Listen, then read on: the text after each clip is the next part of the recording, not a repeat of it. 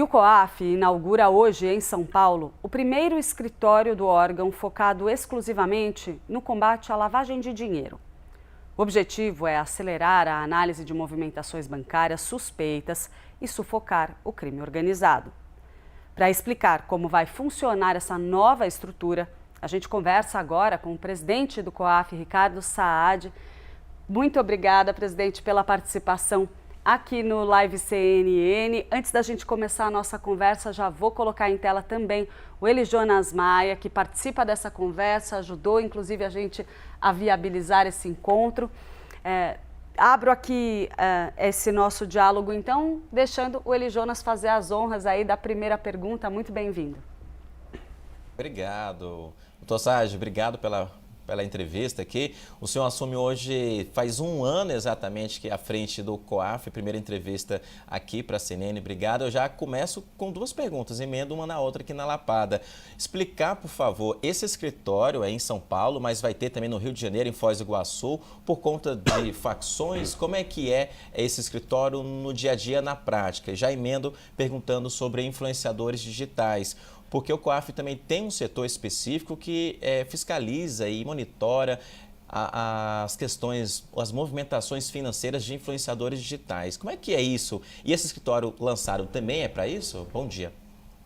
Bom dia Clarissa, bom dia Elijonas, é um prazer estar aqui falando com vocês. Elijonas, a ideia de montar esse escritório do COAF em São Paulo, no Rio de Janeiro e também em Foz do Iguaçu é trazer o COAF para mais próximo da realidade.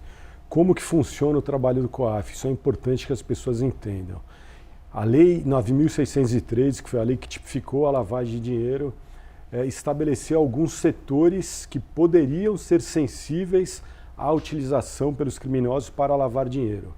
Para esses setores, surgiram uma série de obrigações.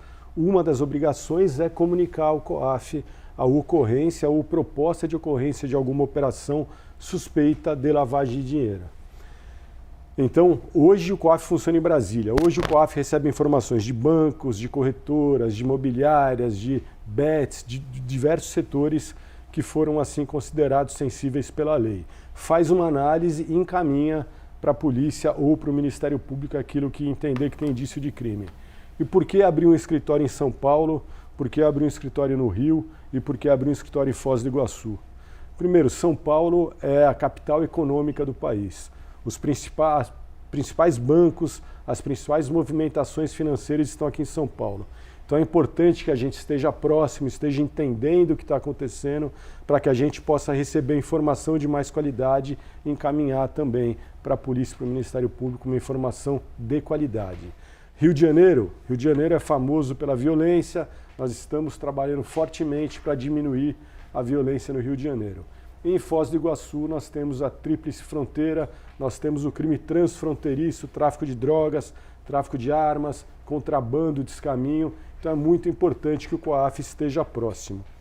Em relação aos influencers digitais, Elijonas, é importante dizer que o COAF ele trabalha com informações que ele recebe. O COAF não vai atrás de informações. Se eventualmente alguns dos setores obrigados entender que esses influenciadores têm alguma movimentação considerada suspeita, eles vão encaminhar ao COAF, o COAF vai analisar, entendendo que tem indício de crime, encaminha a polícia ao Ministério Público. Presidente, bem-vindo mais uma vez. Daqui a pouco a gente vai trazer a Isabel Mega, que entrou em tela agora também para a nossa conversa, mas antes eu gostaria de pedir o olhar do senhor a respeito do uso de informações financeiras em investigações. Não só no caso do crime organizado, mas, por exemplo, que a gente viu historicamente em grandes escândalos de corrupção, grandes escândalos políticos. A gente tem hoje um pré-candidato à presidência da República que já foi alvo de investigações por conta de informações colhidas pelo COAF. Como tem se dado hoje essa captação de informações? Qual é a regra para evitar que dados financeiros sejam acessados indevidamente e subsidiem algum tipo de averiguação? Então, vamos lá. As investigações feitas pela polícia e pelo Ministério Público nos últimos anos mudaram um pouquinho o foco. Antigamente se buscava simplesmente comprovar a autoria e materialidade de quem eventualmente estivesse cometendo um crime. de um tempo para cá se entendeu que o aspecto financeiro passou a ter uma importância fundamental. Por quê? Porque o crime é cometido com o principal objetivo de fazer dinheiro. Então, se você localiza os bens, direitos e valores dos investigados, da organização criminosa, desde o início e já bloqueia, você está desestimulando-os a cometer o crime. E as informações financeiras servem não só para localizar bens, direitos e valores, mas para entender qual foi o caminho do crime. O criminoso recebeu dinheiro de quem, mandou para quem, guardou aonde, abasteceu quem. Então a informação financeira ela é sine qua non nos dias atuais no combate ao crime organizado. Dá para garantir que não haja algum tipo de acesso sem autorização? As informações de pessoas de interesse público ficam preservadas atualmente? Não, ficam preservadas. Primeiro é importante, isso é uma coisa importante, Clarissa, de esclarecer. O COAF não tem acesso integral à movimentação financeira das pessoas.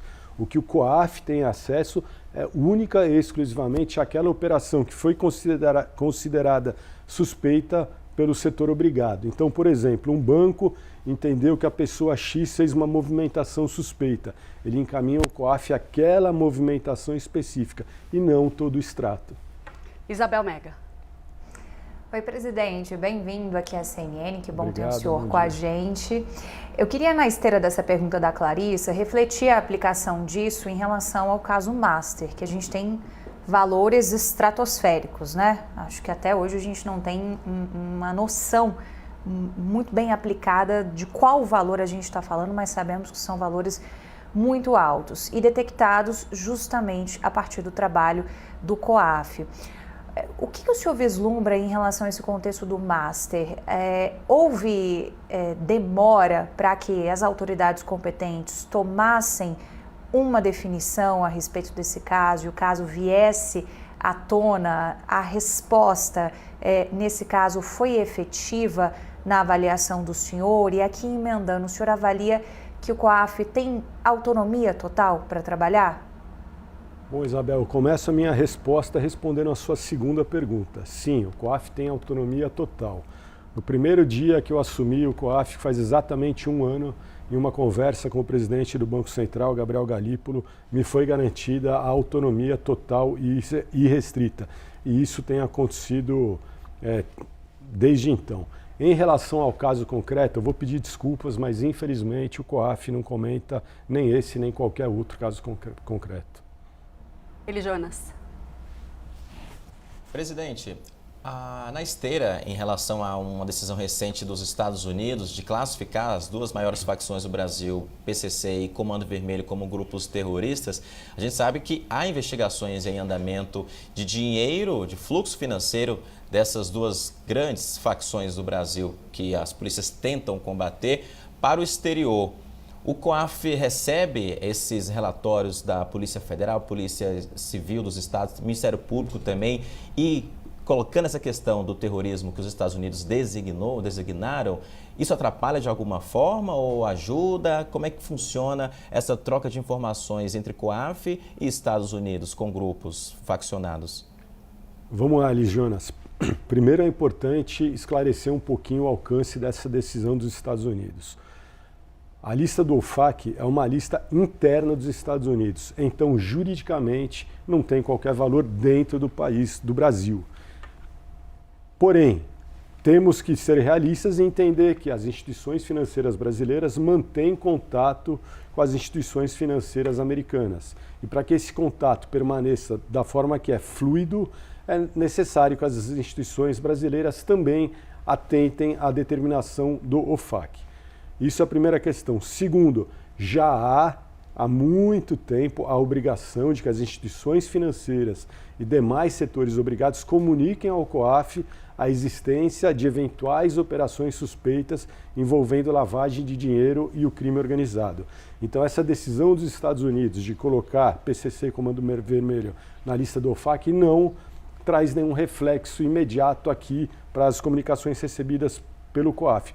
O que eventualmente sim pode acontecer é um aumento nas chamadas comunicações defensivas, O que seria isso? Uma instituição financeira no Brasil que eventualmente detectou uma operação que a priori não seria suspeita, porém ele comunica ao COAF para evitar que depois seja acusado de ter deixado passar uma operação relacionada ao PCC e o Comando Vermelho. Mas isso na teoria, porque até agora não houve esse aumento.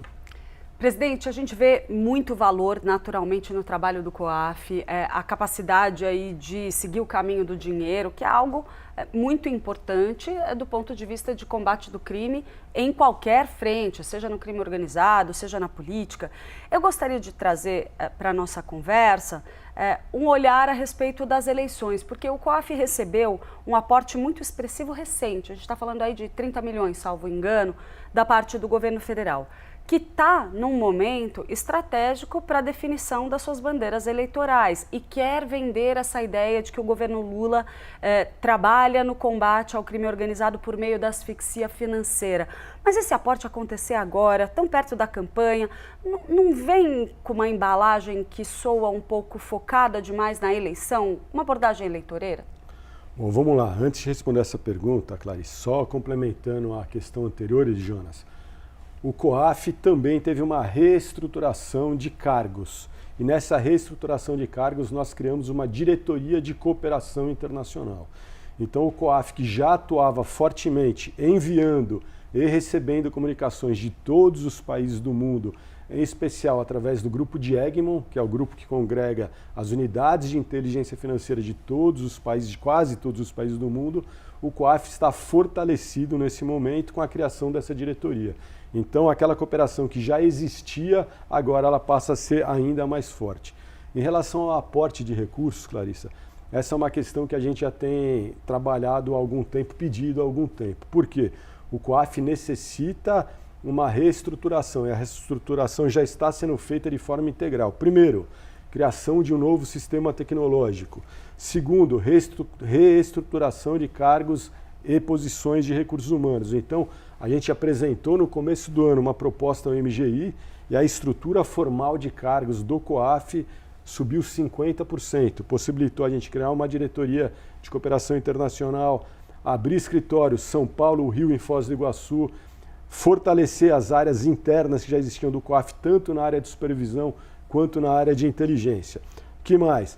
O COAF é um órgão que não tem carreira própria e pela primeira vez na história, no começo desse ano, nós entramos no mapa do CNU e recebemos 30 servidores do CNU, os quais agora estão lotados no COAF. Pela primeira vez, o COAF tem uma lotação e não mais simplesmente funcionar com requisição de outras instituições. Os recursos que nós estamos recebendo agora serão utilizados para modernizar o parque tecnológico do COAF, para montar o escritório do Rio, de São Paulo e de Foz do Iguaçu. Muito obrigada, então, pela participação. Nós conversamos com o Ricardo Saad. A gente adoraria poder ficar mais tempo, presidente, mas infelizmente o nosso tempo apertou. Obrigada pela participação aqui no Live CNN. Eu que agradeço, Clarice, sempre à disposição.